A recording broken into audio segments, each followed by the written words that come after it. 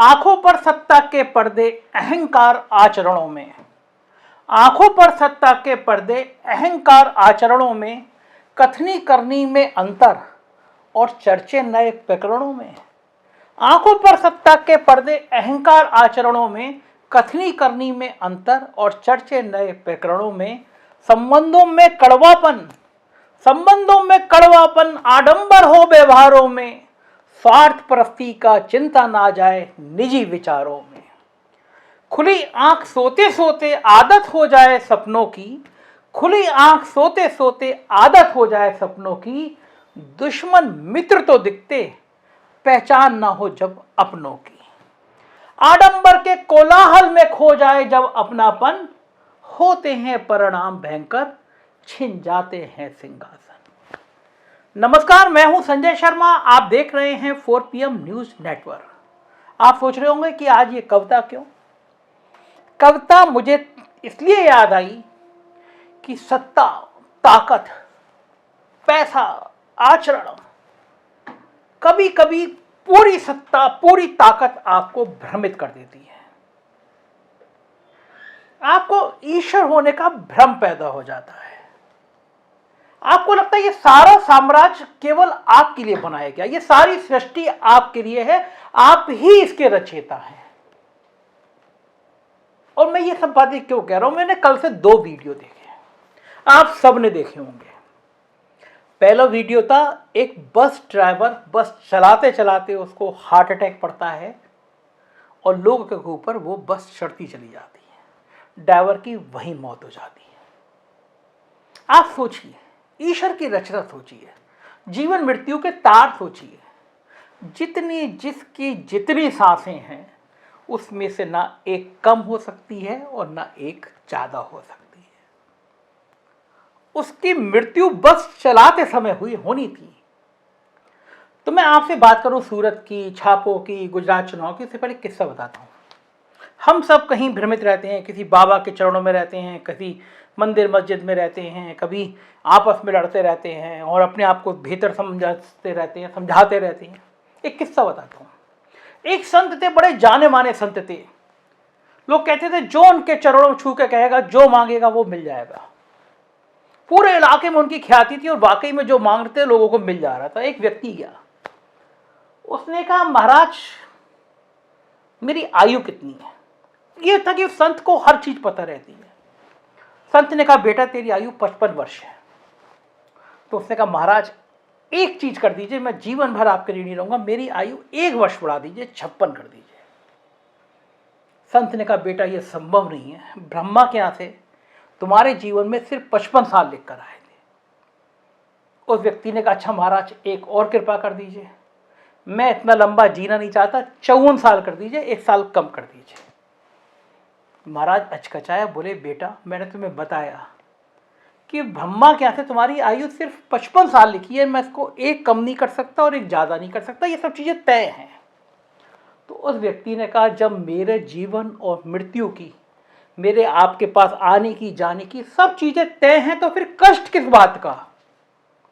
किस चीज़ का अहंकार और किस चीज़ की ताकत, किस चीज़ की सत्ता?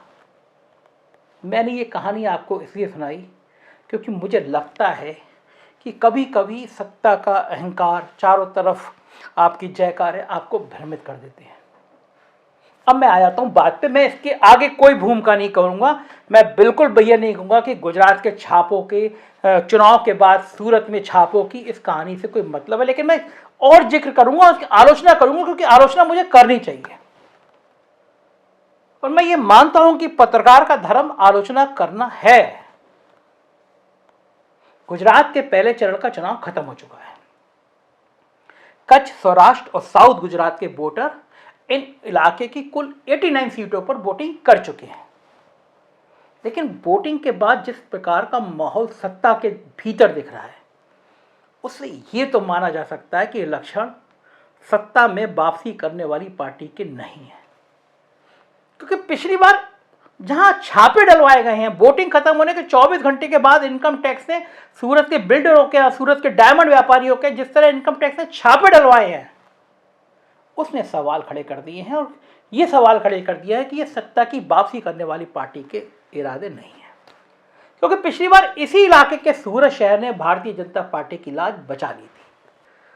तब सूरत शहर ने ही अपने शहर के नौजवान हार्दिक पटेल को हार्दिक बधाई देने की बजाय कमल खिलाना स्वीकार किया था, जिससे किसी प्रकार भाजपा की सत्ता में वापसी हो पाई थी।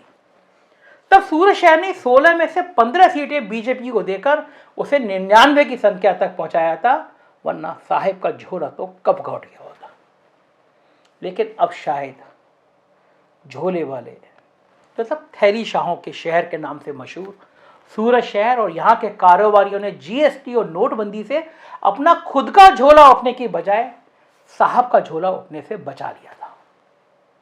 लेकिन इस बार शायद मामला गड़बड़ है, क्योंकि शहर के झोले वालों के पास देश दुनिया से उनके बनाए कपड़ों और हीरो की डिमांड गिर गई है। अरे भाई, जब देश के लोगों के पास पैसा ही नहीं है, उनकी आमदनी घट गई है, तो भला वो कपड़े और ज्वेलरी की दुकानों में जाएंगे कैसे? और जब आप दुकानों में नहीं जाएंगे तो देश भर के छोटे व्यापारी सूरत से माल किसके लिए उठाएंगे? आप खुद सोचिए कि नोटबंदी के बाद से आपने कितने रुपए के कपड़े और ज्वेलरी खरीदी है, उससे पहले कितने के खरीदे थे और बाद में कितने की खरीदी है। नौकरी पेशा आधे लोगों की तो नौकरियां छूट गई हैं और बचे हुए लोगों में से आधे लोग वर्क फ्रॉम होम कर रहे हैं। जिनकी नौकरी गई है वो तो अपने गांव जाकर 5 किलो राशन की सरकारी रेवड़ी का वेट करते रहते हैं। ऐसे में उन बेचारों की हैसियत कपड़े और गहने खरीदने की बची नहीं है। इसके बाद वर्क फ्रॉम होम वाले तो लोअर और टी शर्ट पर साल के 365 दिन निकाल दे रहे हैं, तो उन्हें भला कपड़े गहने खरीदने की जरूरत क्या है? जो है वो उसे ही नहीं पहन पा रहे। ऐसे में स्वाभाविक है डिमांड तो गिरेगी, और जब डिमांड गिरेगी तो भला सूरत शहर कैसे जिंदा रहेगा? इस शहर की तो सांस ही पिछले 800 सालों से डिमांड पर टिकी है। लिहाजा इस बार सूरत के व्यापारियों ने जो तेवर दिखाए हैं वो बहुत खतरनाक है, और इसी का परिणाम है कि वोटिंग खत्म होने के अगले दिन से ही शहर के बड़े व्यापारियों को इनकम टैक्स डिपार्टमेंट के छापों से दो चार होना पड़ रहा है, सामना करना पड़ रहा है। लेकिन इन छापों के राजनीतिक अर्थशास्त्र को समझना बेहद जरूरी है। दरअसल सूरत पूरी तरह से कपड़ा उद्योग, हीरा उद्योग और देशव्यापी व्यापार पर केंद्रित शहर है। यदि मुंबई से reserve bank, stock exchange, state bank और बड़े बड़े बैंकों के कार्यालय और बॉलीवुड को निकाल दिया जाए तो सूरत के सामने मुंबई भी फीका लगने लगेगा। इससे आप अंदाजा लगा सकते हैं कि सूरत की अहमियत क्या है। इस शहर के न सिर्फ व्यापार को बल्कि शहर के सामाजिक परिवेश को भी व्यापार ही नियंत्रित करता है। मोटे तौर पर कहें तो व्यापार इसके खून में है। यदि गुजरात को आज आप सूरत के माइनस करके देखेंगे तो गुजरात की हैसियत यूपी, एमपी और बिहार से ज्यादा बेहतर नजर नहीं आएगी। और अब तो इससे देश के सबसे साफ सुथरे शहरों की रैंकिंग में भी टॉप के शहरों में माना जाता है। देश भर से आए स्टूडेंट्स की बड़ी भीड़ यहां पर है। लेकिन फिर भी इस शहर के बारे में धारणा यही है कि यदि किसी मूर्ख व्यक्ति को भी 6 महीने सूरत में छोड़ दिया जाए तो वो बिना डिग्री का एमबीए बनकर यहां से निकलेगा। मतलब उसके पास बिजनेस के इतने आइडिया होंगे जिससे वो अपने साथ कई लोगों का पेट पाल देगा। मगर जब इसी सूरत शहर को सरकार की आर्थिक नीतियों से अपना पेट पालने में दिक्कत होने लगे तो भला साहिब की सियासत का पेट पालने का बीड़ा सूरत क्यों उठाएगा? संभवतः सूरत ने इस बार शाही फकीरी का बीड़ा उठाने लायक खुद को समझा नहीं, और इसी वजह से यहां के व्यापारी अपना अस्तित्व बचाने, साथ ही सूरत का भी अस्तित्व बचाने के लिए बदलाव की कसमसाहट के साथ चलने में अपनी भलाई समझे हैं। मुझे ऐसा लगता है यही बात साहेब और उनके टास्क मास्टर को नागवार गुजरी है, और तभी इनकम टैक्स के लोग यहां बिन बुलाए मेहमान की तरह सूरत में धमक पड़े। आश्चर्य है कि ईडी अभी तक नहीं आई है। हो सकता है संजय राउत मामले में कोर्ट की कड़ी टिप्पणी ने ईडी की ताकत को निस्तेज कर दिया हो, कम कर दिया हो, और शायद इस वजह से सरकार का ईडी पर थोड़ा भरोसा भी डगमगा गया हो। लेकिन अभी तो उत्तर गुजरात और मध्य गुजरात बाकी है। 5 तारीख को झांकी है। उस अहमदाबाद शहर में वोटिंग बाकी है जहां साहिब के साहूकार मित्र तेलंगाना के मुख्यमंत्री केसीआर के शब्दों में उनका आशियाना भी है। साहूकार में तो याद है ना आपको, केसीआर ने कहा था साहब के साहूकार में, अडानी के लिए कहा था। लेकिन अहमदाबाद से बाहर निकलते ही पूरे मध्य गुजरात में बागियों की समस्या ने बुरी तरह साहिब को हिला रखा है, भाजपा को हिला रखा है।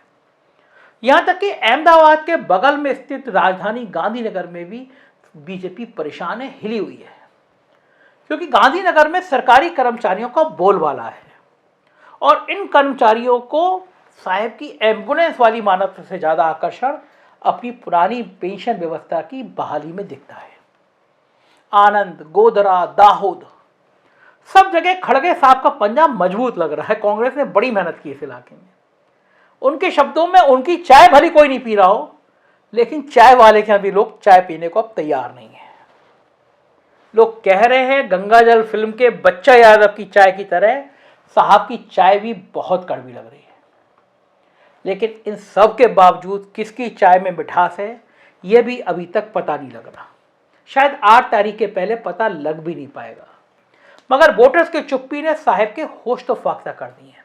सोचिए, जिस गोधरा ने साहब की सियासत को इस लायक बनाया कि वो राज धर्म की नसीहत को भी अनसुनी कर सके, आडवाणी जी को भी किनारे लगा सके, उस गोधरा में भी हालात अनुकूल नजर नहीं आ रहे। दंगों के पोस्टर बॉय अशोक मोची कुछ और ही कहानी बयां करके पहले से ही वेंटिलेटर पर पड़ी बीजेपी को आईसीयू में पहुंचाते हुए दिखाई दे रहे हैं। बेचारी अंजना ओम कश्यप जब तक एम्बुलेंस का बचाव करती हुई माहौल बनाएगी, तो माहौल तो मिडिल क्लास की गिरती हुई आर्थिक स्थितियां, महंगाई, पेपर लीक, किसानों की समस्या, बेरोजगारी ने इतना खराब कर दिया कि बेचारे सरकारी मीडिया वाले, गोदी मीडिया वाले कब तक एसपीजी के घेरे में एम्बुलेंस की तरह अपना कैमरा लेकर घुसते रहेंगे और माहौल बनाते रहेंगे। वैसे असली खेल तो उत्तर गुजरात में हो रहा है, क्योंकि यहां तो भाजपा के दौरे में उनकी पार्टी बहुत आराम की स्थिति में नहीं थी, साहब के दौरे में आराम की स्थिति में नहीं थी। ऊपर से इस बार कांग्रेस ने ओबीसी मुख्यमंत्री और दलित और अल्पसंख्यक समाज के एक एक डिप्टी सीएम का ऐसा नारा उछाल दिया, जिसके बाद अल्पसंख्यक समुदाय के लोग भी ओबीसी गो बैक का नारा लगाते हुए सड़कों पर निकलने लगे हैं। ओबीसी और बीजेपी की जुगलबंदी अब चर्चा का विषय बन गई है। जिग्नेश मेवानी भी इसी इलाके से हैं और प्रभावशाली ओबीसी ठाकुर बिरादरी के नेता और कांग्रेस पार्टी के संभावित सीएम कैंडिडेट माने जाने वाले जगदीश ठाकुर भी इसी इलाके से हैं। यह ठाकुर, दलित और मुस्लिम का एक ऐसा कॉम्बिनेशन है जो किसी के लिए भी भेद पाना आसान नहीं है।